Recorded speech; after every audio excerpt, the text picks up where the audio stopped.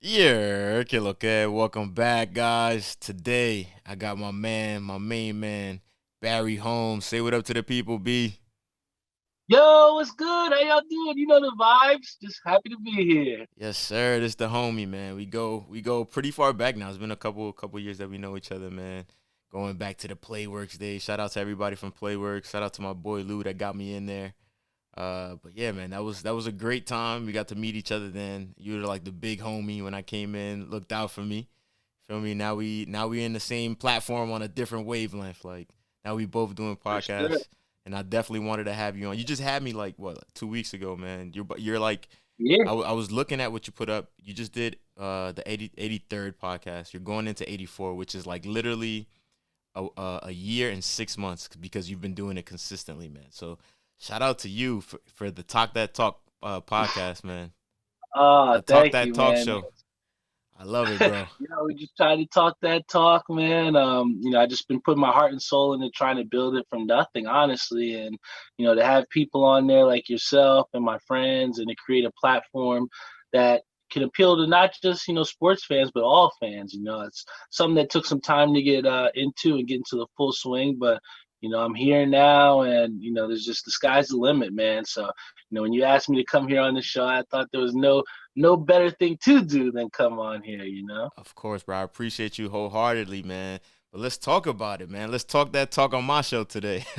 Okay, yeah, I'm with it. so Get okay, you're yeah, okay, yeah. So that is pretty much the same thing. Like that's where my little niche came from. The year okay, that was my thing back in the day, saying But yeah, this podcasting thing is dope. But I think that it comes from building on from previous like experience, like especially for me. We spoke about that on my podcast. I mean, on your podcast, but today I want to ask you about your journey. Like I know about you working for Pure Sports New York and doing a bunch of other stuff like Playworks. That's very engaging, very outgoing. Kind of like feeds into the personality that somebody likes to listen to, like that podcast voice. People say some people got the podcast voice. You definitely, I feel like, have one of those.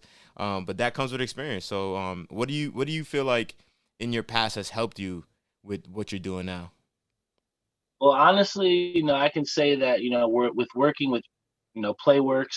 I think they definitely help to refine the large group management and, not in terms of just group management, but just like communication to the large group. You know what I'm saying?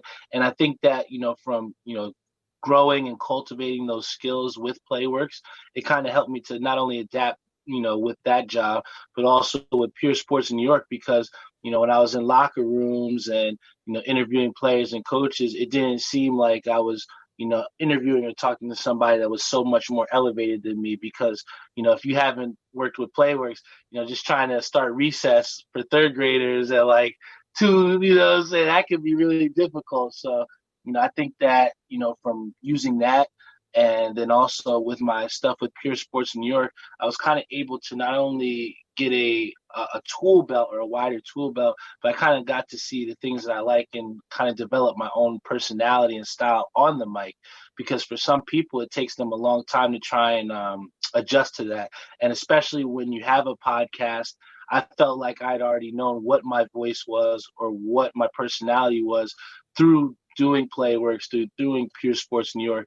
And now my podcast just enabled me to highlight myself, but also bring out the things that I'm passionate about and try and shed light to some other things that other people can, understand. And I think that, from just having that experience with Pure Sports New York, of, interviewing these athletes and these adults and, working with, some challenging people at Playworks at times. And I think that that just really helped to broaden the tool belt really. And, it's just been a good ride, man. And I'm not done yet. I still got a lot more to go. Oh yeah, we just starting, baby.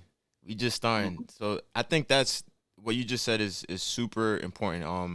All of it really talks to me as a public speaking belt, like what you're saying. Like, Playworks gave you the ability to reach like the younger minds. Those kids who have no attention span. Literally, it's so crazy to get to wrangle, like you're saying, a group of third graders to play a game. You would think it would be very easy, but when you're trying to show like when you're trying to teach them something while playing and keep like order and be organized, it becomes a task for sure. So that Playworks definitely gave you that. I feel the same way. Playworks definitely gave me that kind of structure when talking to people and trying to keep people on task and move them from point A to B while being fluid. So that's definitely something that helps when it comes to this podcasting thing. But then going to the interviewing part, man, that's another huge tool belt that you did on a major level. That Pure Sports New York, being in the locker room with professional athletes, like that's not something that is happens every day. So that's definitely something that I've never been able to do, and it reflects in your like commentary. You're able to like be very articulate with how you talk about sports and how you break down what's happening in the locker room or how you think about your team, and that comes through in your podcast. And it's funny that we say public speaking, but when you do your podcast, this is something that I gave you props for. Like a lot of the times, some episodes you're on there by yourself. Like I haven't done an episode by myself since the first one that I did, but this is something that you're used to. Like how did you get comfortable with like creating the content that it's just you, like it's just you and the mic, and sometimes obviously your dad helps you out with your production. Shout out Papa Holmes over there in the house over there. Mhm. But yeah, can you talk about that, how you got comfortable just being on the mic by yourself and creating that sort of content? Because I mean it's still tough for me to do that. Yeah, and like I said, everything takes time. And, for me personally, when I first came up with the idea of podcasting, this was an idea that was given to me by my family members and by my friends.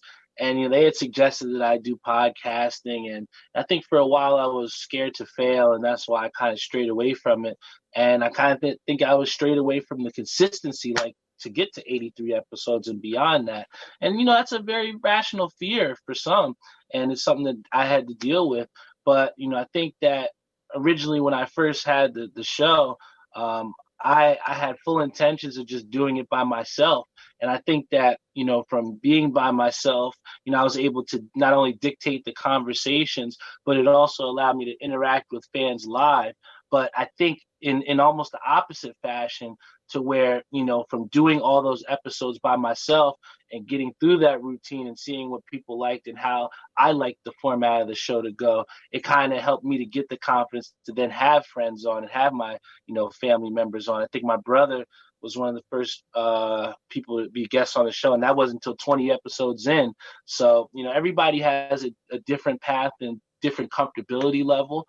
But for me, just to try and create content myself, I just really look towards my friends and my family members to see what is it that they're talking about, what are some of the hot topics on online or through the different social media outlets, and then also what's going on in my life.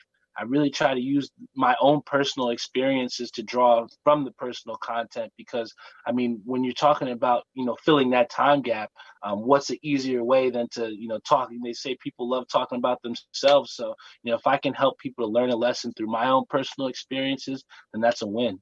Yeah, no, that's dope. You're right there. You're tapping into like storytelling. You're tapping into current events, sports, and that's awesome. Like that's things that I've thought about for myself, and coming up with I guess not a different show, but that format, a different format of producing this podcast. The big difference that we noticed when I went over there was that you go live. You have a whole different rig. Like right now, we're recording on Zoom and stuff like that, and this will be posted later this week. But it's just we're doing the same thing in a different platform, and it's dope to see the nuances and how you can make this your own thing. You don't have to do anything like me. You don't have to do anything like Barry. You just find your way. You find what you're into, you find what you're comfortable with, and you just go. You just find a way to record either audio, video, or both, and you just roll with it. And that's something that Barry literally just hit the nail on. He was egged on by his friends. He was like, yeah, maybe I could do this. He put up the confidence. He's like, yeah, let me try it. Let's try it on, right? That was our Playworks thing. Try it up. Just try it on, man. But yeah, man, the culture is the biggest thing to tap into, because that's something it's always evolving. There's always something happening. And it spans from art to music to fashion. Culture's so huge. So let me just pause right here in our conversation and talk about culture and the culture we got on our heads. Because for those who are watching on video, you get to watch Barry and I have a mini little hat off. Barry's the hat master. This guy he got some heat, man. He got some heat. So we Yes. decided last time when I went on his show, I don't even really wear hats anymore, but I do have a little, ensemble of stuff. So last time when I went on his show, I was like, I can't show up without a hat. Like Barry's gonna flame me. Ain't no way. So today we're gonna do a little hat off, and I'm gonna start off. I have a little theme to my hats. We have 5 fitteds and 2 snaps, and we'll go through them throughout the podcast. But I have a little theme for mine. So mine is like this is the first one. This is my Spike Lee joint, uh, Ooh. Yankee fitted 1996 patch. Got the World Series patch. Then you inside got the silky. Look at that That inside. Spike Lee That's joint. silk right there. Yes, sir. Got the Spike Lee joint. Oh man, This one, that's tough. this one's special That to is me tough. because I remember the '96 World Series. I was living in the Bronx at the time. The Yankees are my favorite team. They are everything like that embodies a champion to me. And red is just a favorite color. So this is my hometown. This is my starter right here. This is my aces. I'm coming out. Okay, all right. Well, I didn't know we were going with the ones on our head, so I mean, I'll put the one on my head too. This one is a Dionic Killer Bees hat. All right, it's a Hat Club exclusive. We got the Dionic logo with the rose on the back, and also we have the yellow under brim. All right, this is actually one of the companies that works, exclusive. Well, not exclusively with Hat Club, but they're a small company that does a lot of graphic design work, and they actually released this for National Bee Day. And I know that when I first really started to get back into collecting, this was one of the first hats that I picked up. So I really like the colorway and just how what it stood for, along with National Bee Day, and raising awareness for something bigger than just sports. So I definitely like this one for sure, and that's what I'm That's gonna start clean. off with this one. That's clean, B. That's clean. I like it. I like it. Yeah, man. Hell So yeah. so so tapping into that, like exactly what you're saying. The design and the hat club, and that's all a part of branding, which is huge. And I mean, that's something I feel like you've done really, really well with. You have your talk that show. Sorry, that talk that talk show branding logo, and you've put it on T-shirts.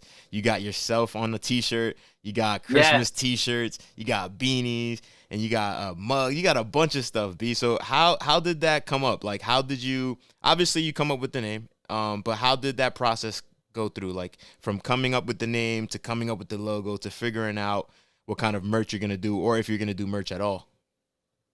So that's a great question. Pretty much the whole idea of the name came because every time we'd be playing Xbox or something, we'd have the phrase like, talk that talk. So if someone was gassing it, or if they were saying something real, they'd be like, yo, talk that talk, boy. That's what you mean. So from there, like, I just was a phrase that I just kept saying, and a lot of my friends just started bracing onto it too. And when I thought about what I would name my show, and I'm like, yeah, I could go the Barry Holmes show. I mean, it's kind of corny, but I wanted something different, something to stand out. And the Talk That Talk show, it just came with me. I remember uh, back in English, they always talked about alliteration and putting kind of the same words together, same sound. So when you hear Talk That Talk, I think that was just like some powerful alliteration because it can embody so many different messages. So when we went with that, I kind of ran with it. And for the first long time, I'd say for the first maybe 20, 30 episodes, I was just going off of a screenshotted picture that I had from the garden.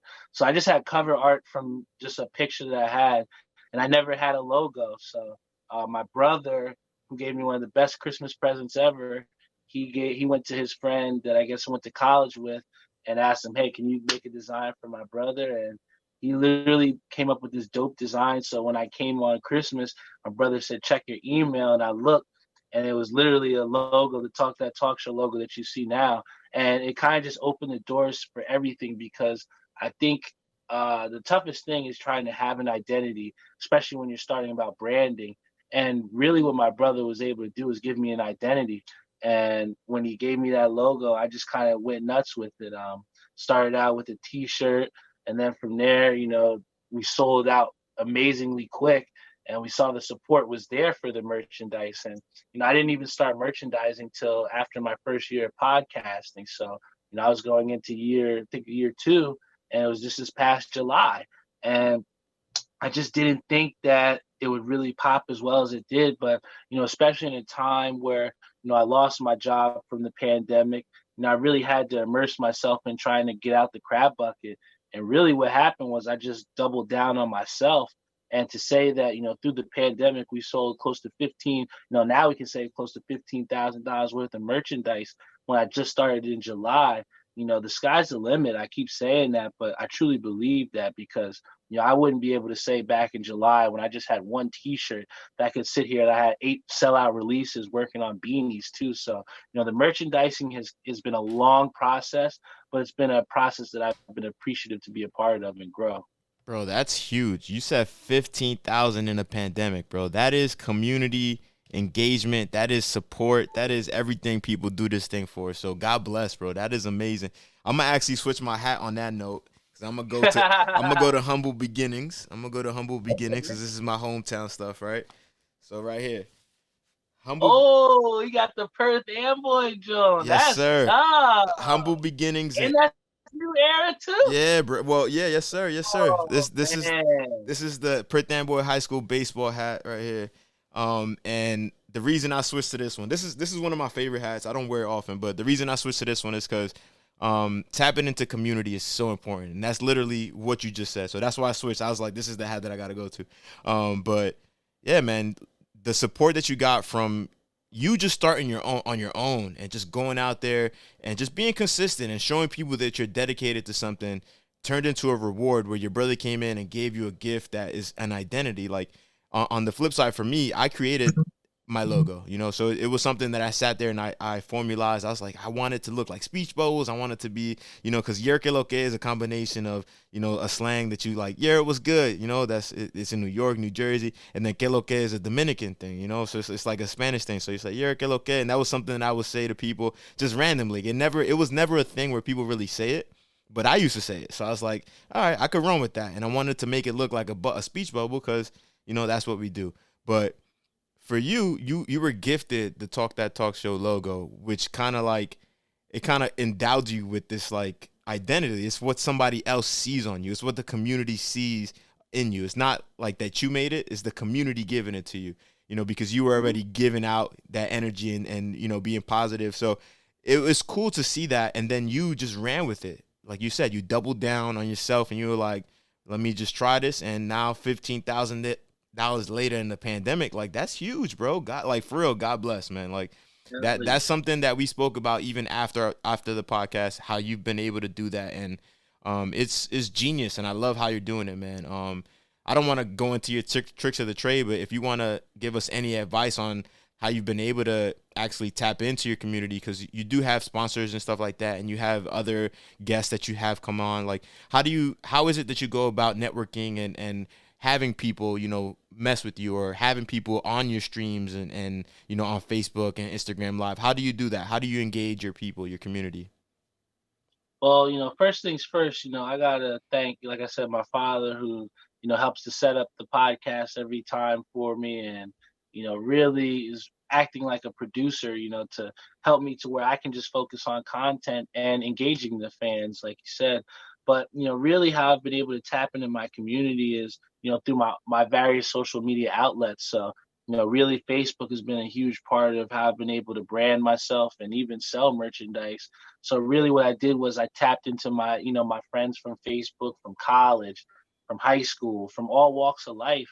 And, what really people have used Facebook and all these other social media platforms for, kind of like to post memes, highlight different things, and, kind of let out their frustrations. What I've kind of utilized this platform is to, to reach, like you said, those communities and those people that I don't normally see on an everyday basis, and have them still feel like a podcast with me is just like sitting with me in the living room, just like it is. And from engaging those people, and it's cool, especially to see the people that you haven't talked to in a while that you're able to engage with. And really, the whole live method, or the thing that makes the show unique, is the live method that we talked about, how I do it live, one take. And I think that what that shows is not only confidence in the show, but confidence in myself to know that, hey, I'm confident in what I'm saying. And I'm confident that you'll be able to understand it as well too. And granted, there are times where you don't have as many views on certain episodes as others, but that's where I said again the consistency comes into where when you ask, how am I able to get these sponsors and stuff? Realistically, like I said, I tapped into something, first started out with some of the places I like to go the most. I mean, I was getting beer almost every weekend from VW Liquors, and I live right down the street. So, from there, I started there. And I saw that he recognized the work that I was willing to put in.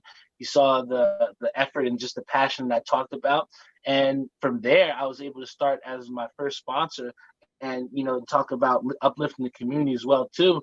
Anybody that is watching of the show or comes to that store, they get a 10% discount. So for me, it wasn't just about getting a sponsorship for myself, but it was to help out the rest of my community as well too. So from there, I was able to then, once I had him on board, the rest was history. I was able to go up to these different local businesses and just people that were looking for a platform, and I gave them my show. And how we worked it out was, I was saying that, hey, every single week I'm going to put out an episode. I got about 70 of them right now. So, if you want to pay for some advertisement time, you give me about $5 an episode and we're good to go for the year. So how I was able to work that was, when I went to these other businesses, I said, hey, I already have 2 or 3 sponsorships. They paid this amount. What are you willing to do? And it was just like on board. I had one lady, my last sponsor from New York Life. She said, because it wound up shaking out to like $250 if you do $5 an episode. And she was like, wow, you're charging a really low amount for advertising. And I told her, honestly, it's not really about the money. It's about, elevating and getting more sponsors so that, I can get more area to highlight other people. And she wound up throwing me extra money on top of that for the yearly subscription. So again, like you said, when you have the consistency or you have the ability to use the leverage that you've created based off of the consistency that I've shown, it makes it much easier for people to believe in you, and then also to then use those resources. Because I could have taken that money and just said, oh hell yeah, let's go to the strip club, let's throw some money. But I literally took that sponsorship money and went into making, beanies like I have. And I mean, I have like a whole line of different beanies. And like I said, we sold over $700 worth in 2 days. So it's like, what are you willing to, do with your resources, and how hungry are you willing to stay? And that literally comes from the community that I've built through this podcast, and I'd be nothing without them for sure. I love that, B. That whole right there.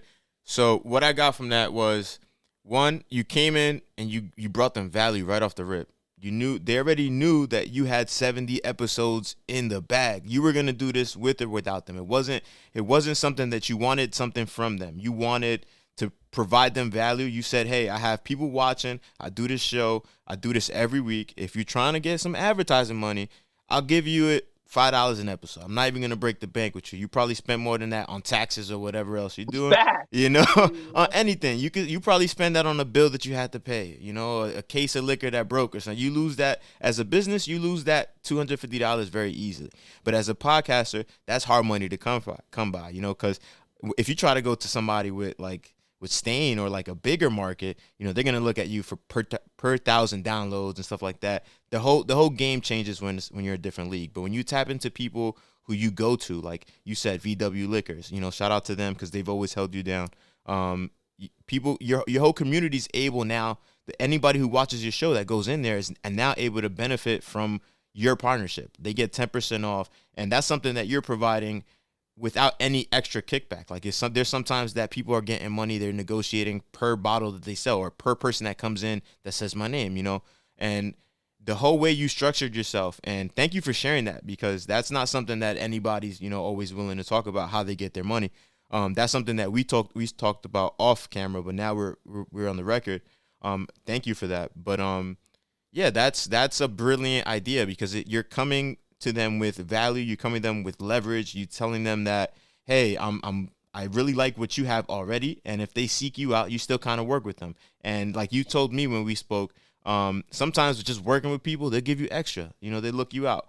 You told me that, and I was like, hey, you know what, that's cool, because I know you personally, I know the kind of quality you're gonna do, and just with the record that you're showing, of course I already feel comfortable giving you this amount of money. In fact, sometimes, like the lady told you, it feels like you're underselling yourself, which is for a creative's perspective is where you want to be.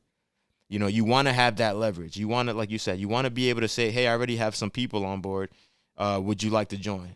Because it's growing the community. That's everything that we do this for. So I always said something that knowledge is free. So thank you for dropping, free knowledge, because what's hard and what costs is the work that you did to make it to what this is, to have the intelligence and the foresight to use the resources that they're giving you to make more instead of going out and spending it. That's huge. Before we move on to our next question, you got a second hat you want to bring up for the hat Oh, for battle? You ain't sure, changed yet. man. I got one. I got one. I think for this next one, I guess I'll put the Dionix one down too, and I'll stay with the green theme. This one came out maybe just not even a couple days ago, but we got here. I think I had mentioned it on the show before, but we got the Mets blue, green, icy blue hat. So we got the Nice. blue underbill here, icy blue underbill. We got the green hat here, and we got the Mets logo here with the 1969 World Series patch. And you know me, I'm a huge, big time Mets fan. So, what I've really gotten accustomed to is just trying to find different hats that I do enjoy. And, the majority of those happen to be Mets hats. So, when they dropped this icy green colorway, I was like, yo, I need that. So I kind of like how, especially, kind of fits with the winter time. So Nah, I was like, yeah, that's I like tough. this one for sure. Yeah, the forest. I got the forest green back. On the walls. That's my color. I like it too. Red and green. Oh It's yeah. Christmas time. You feel me? Hmm. So, moving on. That hat is tough though. I like it, B. That hat is tough. I'm telling you, Barry got the heat when it comes to the hats, man. Barry got the We're just heat. getting started, man. I We're got. just See, getting I got to started. switch. I got to switch. I got to switch. You out here flaming me. I got to stay ahead. So here, Okay. I'm gonna come back retro, so we could All tap right. in. Ooh, we got I the got the Mighty Ducks with the Anaheim colorway. Yes, sir. It's the Ooh, I 20th love anniversary that. patch. So this is from the actual Yes. hockey team, but obviously this brings me back to nostalgia days, the 90s, video games, all of that. And I actually chose this one because it did bring me back to that time, and that's something that we don't get away from, like video games. And a lot of people may know you as Barry Holmes, but I think more people might know you as Bazooka Barry right now. You want to talk about Bazooka Barry? Hold on, do I gotta get the shirt out for this? Do I gotta get the shirt out for this? Yes, sir. Let's For those who go. don't know, I'm Bazooka Barry. um, Pretty much, I what I started was, again, like I said, from the pandemic, I really had to look in terms of things that I wanted to do and things that I like to do to pull myself up. And a lot of times people have been asking me if I was going to stream, and I should stream because I've been playing games for such a long time, and I really was in love with this game PUBG, and that's when I really just started going ham into, I guess you could say, competitive gaming, like more recently. And then what happened was Call of Duty Warzone came out, and I was so in love with PUBG. I mean, I had lost previous love relationships to the game PUBG because I didn't put the communication in. So I trust me, I love video games so much that the priorities may not have been right. But I really fell in love with Call of Duty once I put PUBG down, and that's really where this whole Bazooka Barry started because when Warzone came out, I just started getting some ridiculously sick kills with the bazooka, and I was doing shit that a lot of people weren't doing, with the bazooka, and kind of revolutionized it, man, to where a lot of our friends started using the bazooka, and we started really clipping things, and then when we kind of referred to ourselves as the Beatles because in Warzone you can only have 4 players play with you, so at many times at a time we'll have friends that'll wait 5, 6 games at a time just to get it one slot with us. I mean, Yeah. in lobbies where your boy Luke can't even get a rep, and he'll fight with us. And it's cool because when I say reps, that's one of the things that we say on here is high quality reps Yes, here. So sir. High we quality try to treat reps. we try to treat everything like the NBA Finals, and that's how I've been able to amass 164 wins on Warzone. So to be able to say I've streamed over 100 of those, it's been a process, man. But Bazooka Barry is honestly just it's me when I'm able to escape on my video games, play with my friends, and using my favorite weapon, that bazooka. That bazooka blowing things up. Yeah, man, that's one of the funniest things to watch when you're online because you're such an animated person, and I like just in general to see you blowing things up in Warzone and then yelling in real life is hilarious, bro. It's literally one of my favorite things to watch when I scroll on the Instagram, bro. It's hilarious. Yes, Yeah, how you I have some more clips soon. what's your ranking? I saw you put your ranking up. Do you remember? So I'm It's actually like top. top something. Yeah, I'm top 0.9% in the world right now in wins.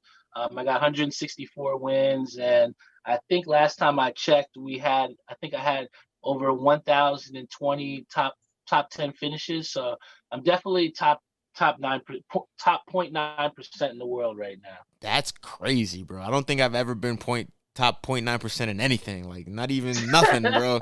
I don't even think I'm 0.9% in my house. Like nobody likes me that much. That's crazy. That is so funny, That's man. crazy, B. But yeah, man, Yeah, this gaming thing, it really came out of the pandemic, man. And to be as fortunate to be, healthy and be able to play the games and you got 106. That's still mind blowing. Like I play sports games more than shooters, but that's amazing. I'm trying to get that high up on Madden or some shit. But yeah, the gaming channel thing is just another creative outlet, like you said. It's something that we were doing. We would probably be doing it even if the record button wasn't on, So it's 100%. right. So it's cooler to see that there's an avenue to actually create content and just put it out, and it's something that I've dabbled in as well. And do you think that it helps the podcast? Like, do you do cross branding or anything like that? So yeah, I mean, on the shirt, I actually did put my Talk That Talk show, logo. And when we talk about, cross branding, the people that I sold this soft launch shirt to were the people that support the podcast. So, again, we talk about going into that community or going into that, that stuff that you've built or those communications and those connections that you built. That was the first thing I tapped into when I started launching these shirts. And I was able to sell out, like I said, in one day. I only bought 10 of them, and I found 10 people to support, the vision, man. And like I said, I look no further than the people that support the show. So, I always shout out my show while I'm on stream, and I talk about different things on the podcast that have happened while I'm being Bazooka Barry. So, they definitely run synonymous together for sure.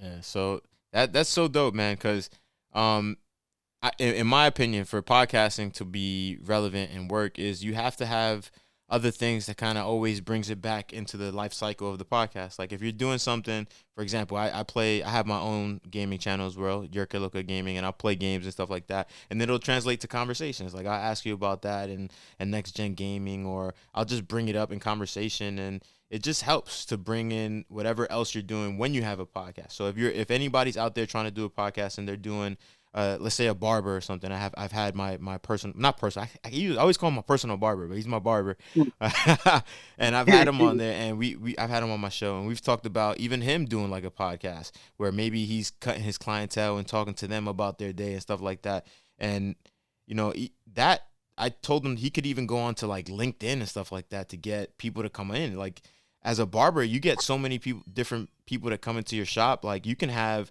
a complete variety show. It doesn't have to be, stuck on one thing. And the only way you can get other people to kind of like come back into that universe is if you do stuff outside of it too. So, is there anything else that you do besides the gaming and the podcast? Anything else that I do besides the gaming and the podcast? Honestly, as of right now, really what I've been doing is I've been doing a lot of golfing and bowling. I played collegiate basketball. I played high school basketball against your Perth Amboy Panthers many a times. Yes, sir. You But went to Edison, right? yeah, Edison I was in Eagle. Edison. And the cool thing about it though, with transitioning from those sports to now bowling and golfing, has just been trying something different and not being great at it. I think that going out to bowling and seeing where as I started as like a 160 bowler to now being a 200 199 bowler as an average, and then where I'm going out to golf, and now people don't even believe that I just started in March, and I'm birdieing and I'm parring. It's a way to bring and tap back into those athletic abilities and those different skill sets that I use in other sports, and then also as networking too. I mean, I just golfed with a guy yesterday who potentially could give me cheaper prices for golf polos that I was trying to do for a while. So, that literally just happened from golfing for a guy literally at Raritan Landing. So, golfing has also become another networking tool to where, you can just go to the golf course and you don't know who you're going to meet or who you're going to play with or what type of resources they're going to have for you to tap into. And then the same thing with bowling. I went to the bowling alley and, through going through my league, I've sold beanies to the guy who drills my balls. I've shared T-shirts to guys I've bowled against, to other teammates. So, all of these things that, have happened in my life, they kind of also always go back down to now the podcast. And for such a long time, Playworks and the job itself was that way for me to fulfill my day, or to feel fulfilled by affecting other people's lives and creating that change. Now with the Talk That Talk show, I've been able to vault myself and my own, just really focus on myself and my own brand to then elevate other people as well too. So, it's been a long process, man. And, to have everything that kind of filters back to that, it's kind of giving me, new life and, more reason to stay passionate. So, when I'm out at bowling, I might sell a t-shirt. While I'm out at golf, I might talk about a different connect, but that's why I always keep the merchandise in the car. Yes, sir. I think that talks to your entrepreneurial spirit, and I think that is one of the most important things to accompany something in a creative project. Um, if you're doing something like podcasting, Instagramming, being a social media influencer, sneaker reviews, gaming, all of that is dope to just create the content. To be able to edit it, put it out, even just share it. Just doing that within itself is a job.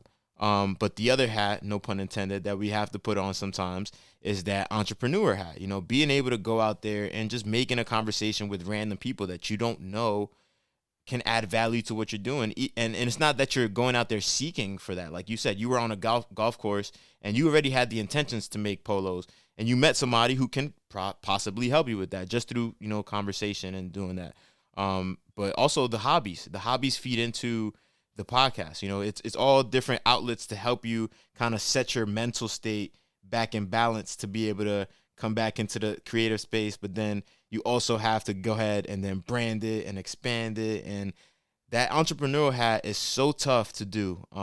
It's not something that's easily balanced. I think, like you said, tapping into that Playworks thing where your mind already has to do, okay, I have to do programming, but then I also have to do planning, and I have to do tough conversations with principals, and then I have to do a fundraiser later at on Saturday, and then I have to do community engagement on next week, and I have to have my project coming up, then I have to tap in with my volunteers. Like that whole juggling act is something that helps when it comes to being an entrepreneur, because you have to be not a certain type of person, but you always have to be in the mode of getting something done.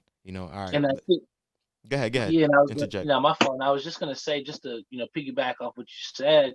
Really the toughest question to answer as an entrepreneur always, and I think this is great advice to anybody that's looking towards being an entrepreneur, building yourself.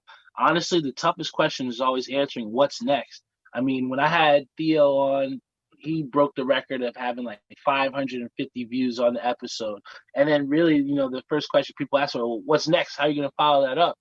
Same thing goes with like t-shirts and a lot of these releases. Sometimes people would be content with selling out once or twice, try and remake the same shirt and sell those. I've been able to consistently go forward and make new ideas and create new releases. And, that stems from what's next. It's a tough question to answer because at the end of the day, you're trying to balance whether people like, what you like, what you're trying to create, what message you're trying to give across, and whether it'll be received. I mean, these are all things that are constantly going through your head.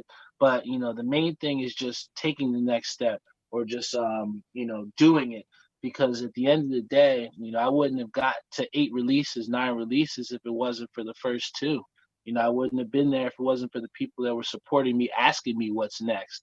My boy Jose has been an instrumental, influential piece in this because he's constantly pushing me to say, hey, whatever you're gonna get, I'm gonna buy it, man. So I need to know what's next. I want to stay fresh. So, when you have people that are constantly willing to support you, it just invigorates you to continue to stay consistent and to be creative and to tap into those juices for sure. Yeah, for sure. And I feel like we all do this for a purpose. Like you said, we went to Playworks, we worked, and that was what was fulfilling your day at that time. That's what you did. You went to work, and it was fun. You met with different people, traveled different places, different sites, and it always changed. And every day is different. Every day was different at Playworks. But now we're in a place where the pandemic hit us, and we're in a creative bubble, and we're looking, the dream is always to be your own boss. For most people, I feel like for people like us, it's always to be able to create your schedule and do things that you like and be able to live off of what you're doing. Um, I know that's the goal for me. And what do you think for you? What do you think you have done to help that? And how do you feel your approach has helped to launch you to where you're gonna be next? And this is a great question because my aunt actually asked it to me about a week ago. She said, "What is your goals?" And honestly, I think my goal is to do this full time. I wouldn't say to do exactly what Joe Rogan is doing, but I think that I have. Well, no, I don't think I know that I have a show that is very loyal. I got a huge viewership. Um, I have an insatiable passion to highlight myself and highlight the things that are going on in my mind. And I feel like what my goal truly is to do this full time and to eventually sell over $100,000 worth of merchandise. And I think that that's possible. I think that it all is not going to happen tomorrow. It's not going to happen next week, but it's going to take tomorrow and next week to get there. And I think that I'm ready for that. I know that I'm ready for it, and it's just going to take time, man. I think that the grind is something that sometimes people stray away from, but you can't because at the end of the day, and we talked about this with my boy Kodos when we had plans about potentially, buying houses and fixing them up. His father said, there's going to be a lot of times that you're out there working that you're not going to get paid for because you're trying to put this work in to get to that spot. And I think that that same, sentiment goes towards building this podcast as well, too, because there's definitely times where you're not getting, the money from a sponsorship deal or, you're not exactly selling as much merchandise as you would like. But those are the times that you really have to tap in and put your best foot forward because you never know who's going to want that shirt. You never know who's going to want to be on your show and what opportunity that could lead to. So I try to live every day like it's my last and just live it to the fullest. And, if it's my time to go, I just want to know that I gave everything I had. And I think this podcast is a reflection of that. Yes, sir, man. Amen. That's something that we spoke about as well. That's a question you asked me. I think it was one of the rapping questions you asked me. Legacy. And I spoke about that. I was like, I'm just starting. This is I want to say episode 10. This is gonna be my 10th episode. I'm not going every week, but I'm going as much as I can. And I'm pushing stuff out. But like we spoke about, man, if we go tomorrow, there's something that we left behind. There's something that people can always tap into and listen to. It's here forever. As long as it's not deleted or something crazy like that happens, it's here forever. And beyond that, the memories are. Because your show is live, so people watching you, that's not gonna go away. They can always go back and watch it. But the time that they tuned in, they're like, oh yeah, I remember when Barry said this and that was funny and he had this guest. Like that stuff doesn't go away. And I think the biggest thing to that is the messaging and inspiration, like how you speak and what you tell people and how you approach yourself definitely rubs off. It's contagious. People see you, especially if they grew up with you and they're in the same situations as you or came from the same places as you. They see you and they're like, yo, my boy Barry's doing such a good job. He's doing so good. I think I have the courage now to go open in this food truck. Like it doesn't even have to be the same thing. And For me, that's why I do the podcasting. You know, I do that to speak to people like you, to speak to like my friend Jimmy, who's my barber, my old boss Matt, my friends who are now in the medical field. Like, I like to tap into the people around me to show people that, yo, we can do this. Like, I like to be that example, and I feel like that's something that kind of connects us as well, and that's something that it just grows. Like you said, an insatiable passion to do something. Like, that's not found in everybody, you know. And sometimes when you have that passion, you don't know how it's gonna manifest itself. Like, I always felt like I wanted to do something, but I never knew what it would be. And I just knew that I had plans. At one point, I want to be rich. I want to have a certain amount of money, right? But then I realized that money isn't the goal. So what is the goal? Tapping into people, showing people that we can do things right now. That's where I'm at today, you know. And I'm gonna switch my hat real quick and go back to the homegrown message and homegrown legacy. So Ooh. I don't know if you've seen this hat before. Have you seen this hat before? Nah, I haven't. You got the Amboy, was it Central Amboy or something? Nah, What boy. is this? So this is La Águilas del Caribe. So this is Dominican baseball team, and they're Oh, like they have like 21 championships, something like that. They're huge, like their legacy in DR, let's say, right? As a baseball team, they have a culture. They're winners, you know, and to me this means something to me because it's like you come from something. Everybody comes from something, and maybe they didn't win the championship. Like, maybe your parents didn't have the most money. Maybe you weren't as fortunate, but you come from that system. And if the system works, the next person could step into the system and push it forward. So, you know, talking about podcasting and entrepreneurship and independence and being creative, like, that's all tools that people can do without having to create a business out of it. It's just personal outlets. And for me, being able to do that and have your happiness will like ultimately translate into something creative or an outlet or happiness, you know. And that's what we do this for, and that's what my messaging is for. And I put this on because I want us to have championships, and I feel like we're on the same team. So this is my hat right now. hell You got yeah. one you want to switch? Yeah, that shit is tough though. I I'm not even gonna appreciate it. cap. My boy, I think my boy Darius is out in Santo Domingo, so I might have to have him come scoop me up a Dominican baseball hat, man. For real. But ooh, this is tough. Which way do I want to go? You know what? I didn't have this originally on here, but this is actually one of my favorites. So one of the things that we talked about was creativity, and I really, really think that the creativity that the minor league teams show, it's one of my favorite hats to pick up. And Hat Club does a great job of putting out dope hats, but sometimes they don't show love to the minor leagues. So I thought that when they were able to put out these pink brim minor league joints pretty recently, I had to jump on it. So this one is actually called the Jacksonville Jumbo Shrimp, and they have the pink under brim with it. All right, and we got the Southern League patch on the side, which matches the pink under brim and the pink of the jumbo shrimp here. So when we talked about creativity, I think that what minor league teams aren't afraid to do is tap into that creativity where you have teams like the Rubber Ducks, or you have teams like the Biscuits, or the Paddleheads. Yep. Those that's the type of creativity that I definitely like.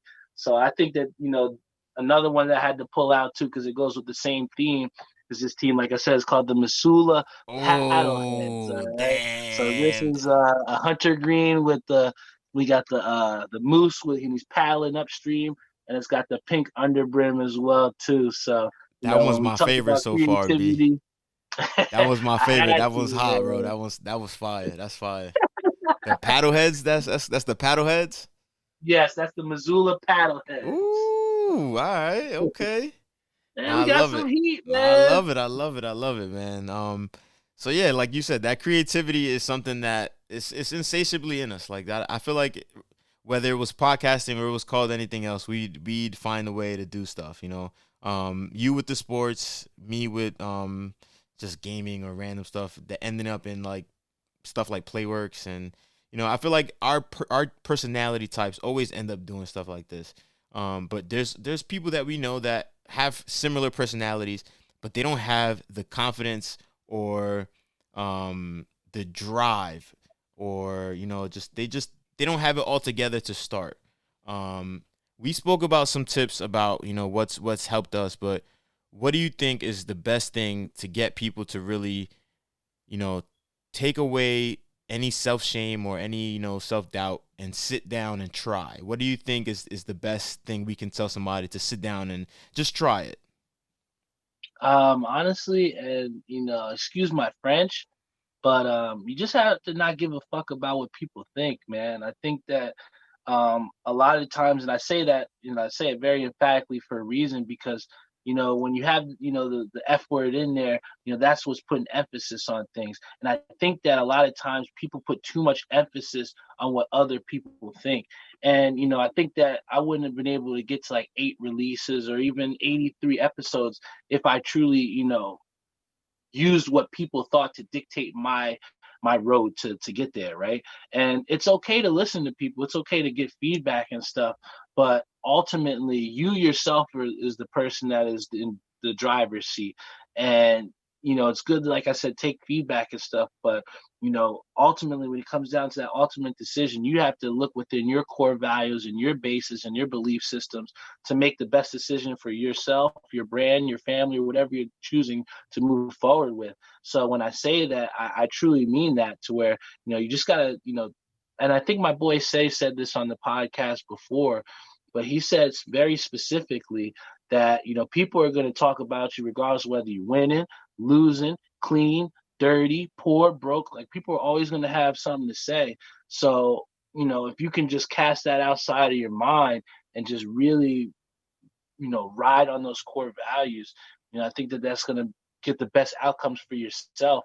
And that's how you're going to be able to get over that fear at first. Like I said, I'd had the idea of doing a podcast for months, maybe even years before I stepped foot on it, based off of my own fears, my fears of what people would think, whether I thought I would fail or not. But once I truly cast those aside and I set a date, and I think that's also important too, is, really holding yourself accountable and setting yourself to goals. Like, even with the releases, I try to have a different release every time before the first of the month, which means halfway through the month, we're already working on the next one.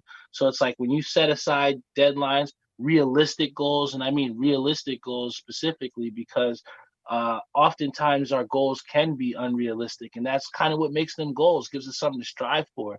But if you can also put reachable goals or attainable goals, that'll help you to gain confidence consistently and help you to appreciate those little wins to get you to those big wins.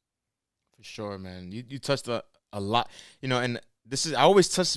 It's crazy talking to you because I always touch back to Playworks things, and everything you kind of said kind of still touch that too. Core values is one, and then planning, having reachable goals and attainable goals.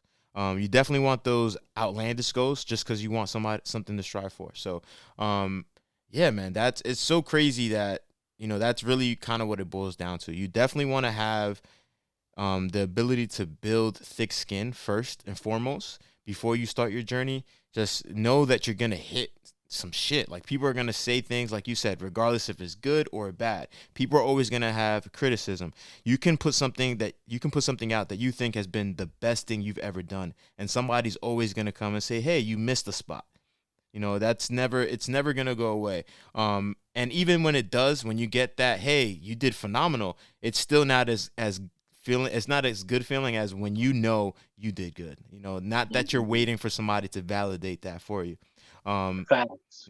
so I think that your point of having core values. What is it that you want to do? Do you want to not work for somebody? Do you want to create an outlet for people to come talk to you? Do you want to create a cooking show? Do you want to do a gaming channel? What is your core values for that? If you're doing cooking channel, are you doing vegan only? Are you doing, like, find out what your niche is, find out what you like to do, what you like to put out, and then create your goals. I think that is literally the best outline. Build your thick skin because you're gonna get hit. Um, Mhm. find out what you want to do, build some values, what you want to portray, and then make goals. I want to make an episode a week. I want to try to do 2 episodes. I want to have a guest on. I want to do different recipes. I want to try different games. I want to win 164 games on Warzone. Like, like Yeah. you got Now that. the goal is 200. You see, so Yeah. you got to keep yourself pushing. It's like what you said. The only thing that keeps people who are creative and entrepreneurial going. You see people accomplish so much, and it's because they once they're finished, like you said with your shirts and the way you have your stuff set up, you're already once you're finishing one, you're already halfway into the next. So Yeah. it's always pushing on the what's next and having a not a system but a flow of how you want to do things. That's I think that's amazing advice, and I think that's something that I did without even knowing as well too. Be like, for the podcasting and the gaming channel, I literally sat down and I thought about who I wanted to have on, who I wanted to talk to, what I wanted to talk about, and I was like, all right, I want to talk to my people about what they're doing and highlight what they're doing, and just talk to them and check in with them. It's been a pandemic. I'm sure everybody's crazy. That's how that started, and now we're 10 episodes later with the gaming channel. I was like, I definitely want to record some stuff. I know there's some games coming. I locked down that PS5 pre-order. I definitely want to have some content when that comes. You gonna pull it out? Let me see, B. Let me see it. Come on, baby. Come Ooh, on, let me go. baby. Well, Come on, mine is charging, but baby. it's back there. Come on, baby. So it comes with that. It comes with that idea. Yo, I think I should do this. I think I should do that. But then you have to make it tangible. You have to go and say, hey, all right, I want to play these type of games, and I'm gonna record this. What do I need? I need equipment. I need the time, and I need to be able to edit it and put it out. And literally, if you do those once a day, you do one thing every day, you start pushing. So I think that was great, great advice, B. Because like I said, I'm applying it to myself without even having had this conversation prior. I think that's great for somebody who doesn't have, who feels like they don't have the confidence to do it, because this isn't as hard as it seems. It's just talking to Mm-hmm. people, which you already do on a regular basis. All right, before we move on, and we're almost closing, I'm gonna switch my hat to my last fitted. Switch Okay. out. And remember, I had a little theme. I got homegrown legacy. And this Okay. is this is it right here. Oh, This we is got it. Dominican Republic from the World Baseball Classic. Yeah, I love that. specifically the year we went undefeated. Yes, I remember that. Yes, Yeah, that sir. was a great year too, and that was actually, you know what? I think the World Baseball Classic is dope because we don't have many options for play, to highlight these baseball players. You have a lot of these guys, but they're not really household names, right?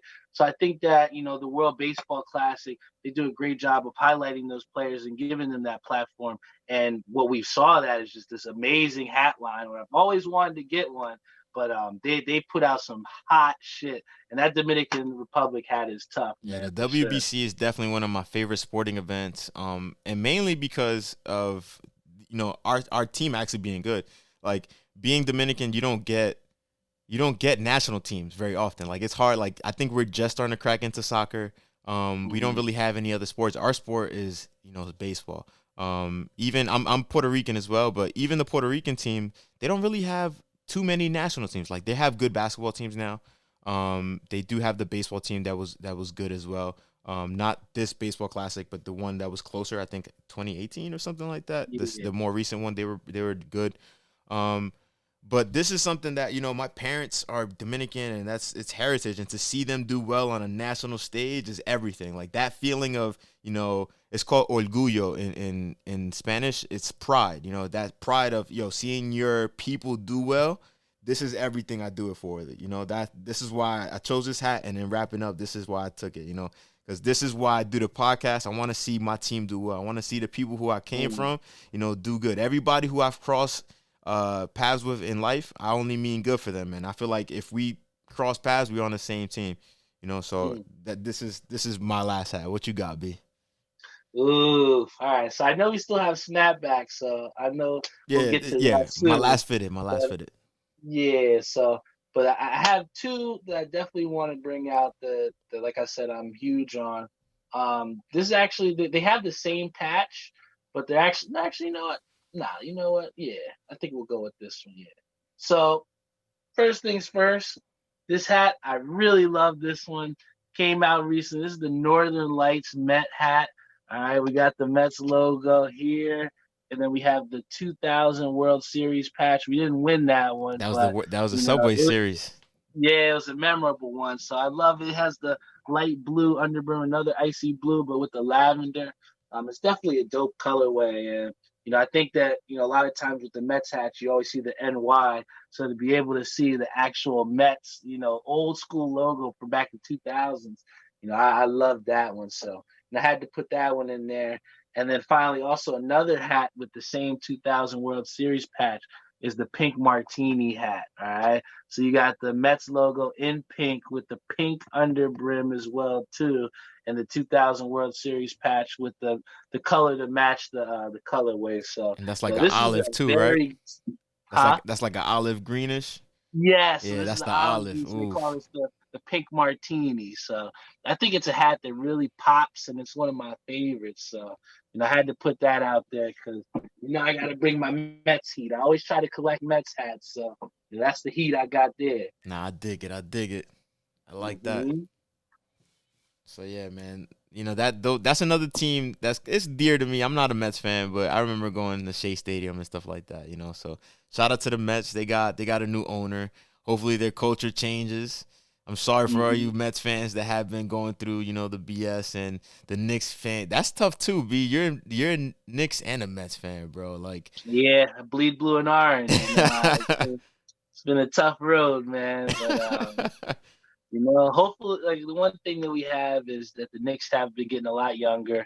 The Mets, they switched owners, so we can get a little bit more money to play in there, get some more sustainable names, not just the high names. Like a Robinson Cano, who unfortunately didn't represent the Dominican baseball too well with his juicing antics. I mean, So, that's debatable again, because that's something that they always pinned on us anyway. So uh, since it's the our mo at Walter this Sammy point, bro. Sosa days, Yeah, yeah. But nah, like I said, it's interesting though, man. But I'm still gonna bleed blue and orange regardless. for sure, man. I think in rapping, man, I just want to touch about culture, because the teams and the people that you grow up liking definitely come into your personality. Like I know you're a Chiefs fan and they just started winning, they're hot. They're hot. B, they about to go back to. I know they're going back to back. It's happening. Shh, Um, don't tell nobody. Don't tell nobody. you know, um, and I'm just a fan of sports, and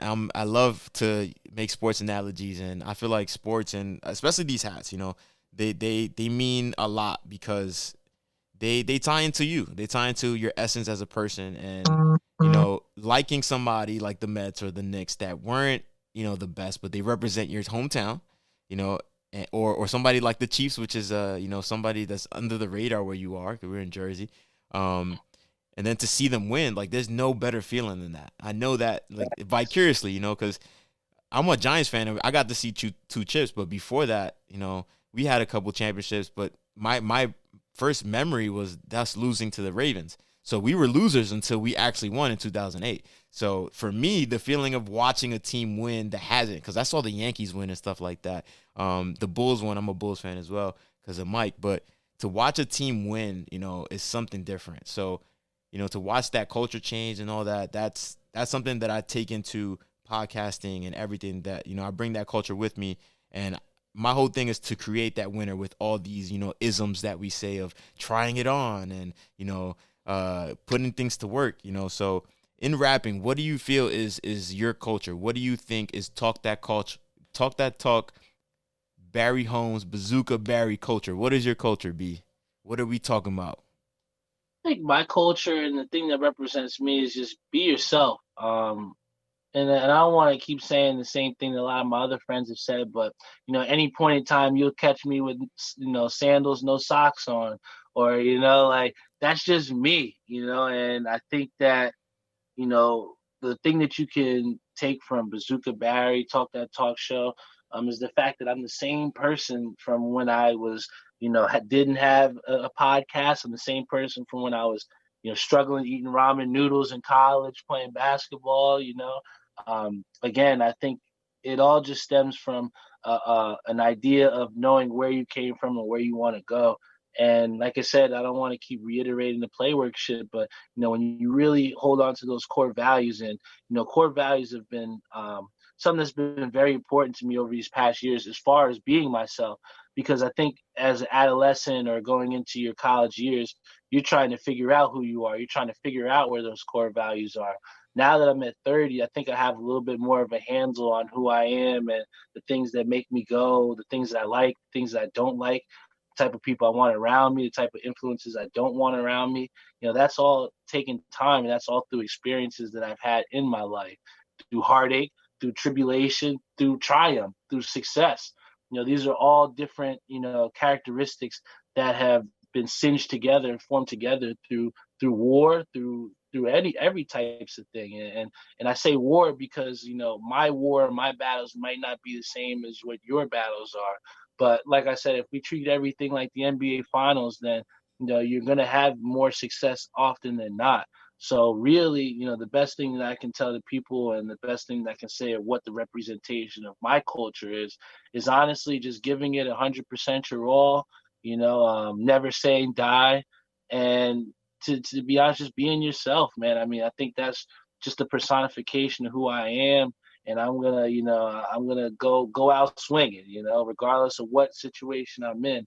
And I think that never say die mentality and everything like that is a big proponent of why I'm proud of being from Jersey, because I think that being here in the home state and having that culture, being a New Jerseyan, that kind of entrenches you in the struggle and kind of makes you have to grow out of it. There is no option. Like I said, we had a joke about our one friend who got beat up, and his mom sent him back out to go fight again to get beat up, and it's like, that's the type of mentality that we have, and I think that's a perfect representation. That it's like, regardless of how many times you get knocked down, I'm still gonna come back up, and that's what this Talk That Talk show is about. Not just talking that talk, but walking that walk every single day. Yes, sir. I love it, B. That I can attest to that, bro. You the dog, bro. You the dog. From the basketball court to the playground, bro. Ain't Yeah. no quitting, B. For a fact. For a Hey, fact. I'm like Tony Ferguson. I ain't tapping, bro. My heart goes Just on. rip it. Just rip it. I don't need it. I don't need Ain't it. tapping,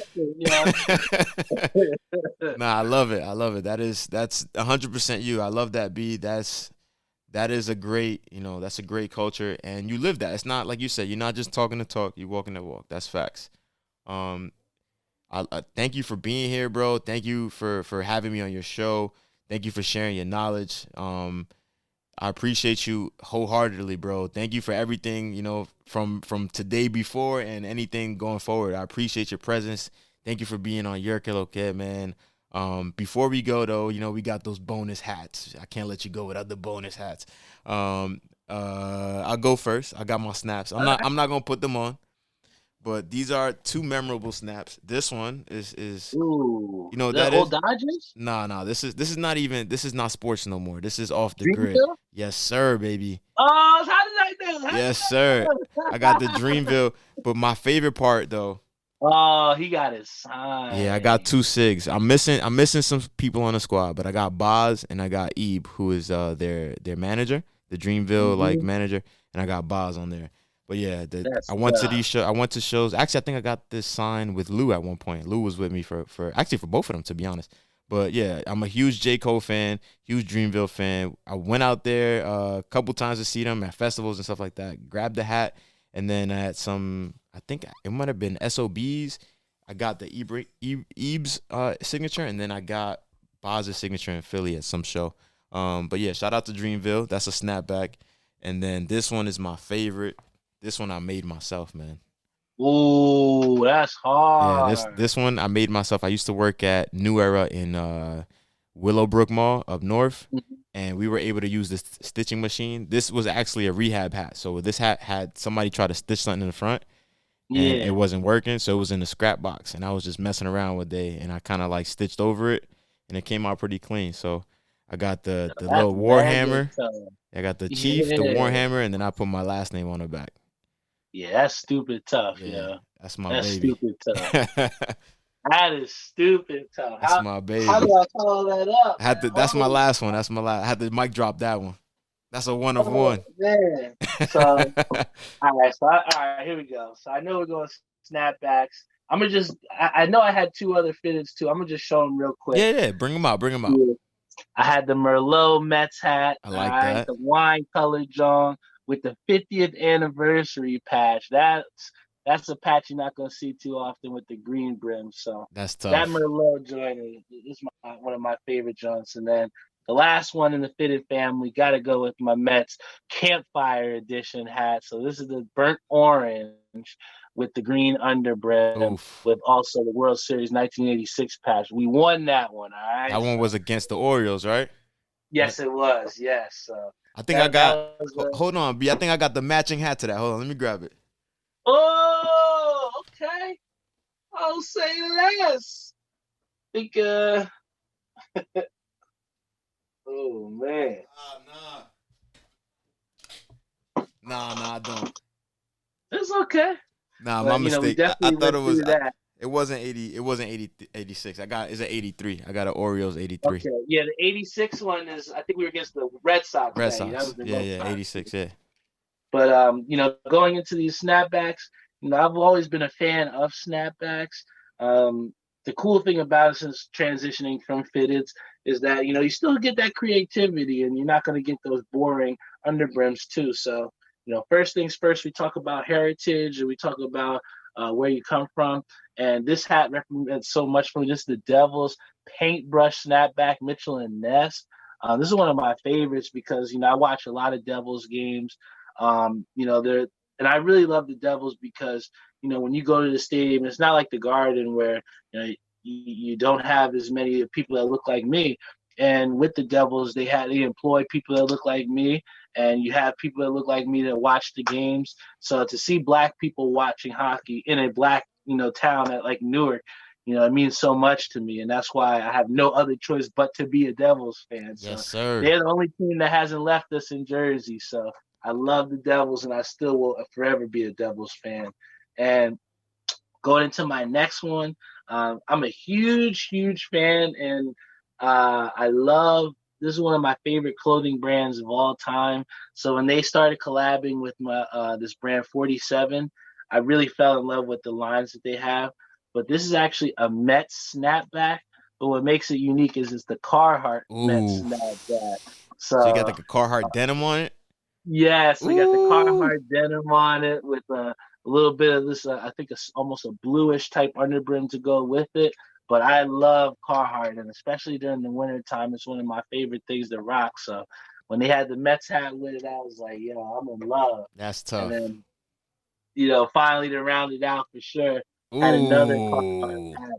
We got the Chiefs on the front with the Carhartt construction, and this is cool because instead of like the snap, we have the dad hat back with a little bit of the strap here. So I dig this is that. one of my favorites to pull out, especially when I wear my thick boy Carhartt jacket. So Yes, that sir. that rounds it out for me, doggy. Nah, that's clean, bro. You got. I'm telling you, Barry got the heat when it comes to the hats, man.